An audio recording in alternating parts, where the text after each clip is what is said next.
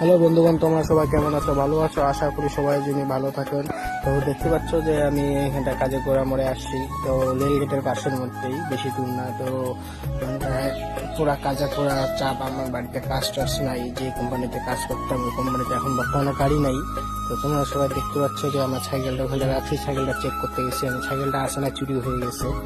তো আশা করি তোমাদের ভালো লাগতেছে ভিডিওটা দেখতে। যদি ভালো লাগে তো আমার চ্যানেলটা সাবস্ক্রাইব করে দিবেন, ঠিক আছে?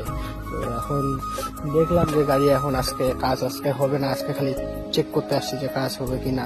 তো বললো যে না, আজকে হবে না, কালকে থেকে তুমি চলে এসো।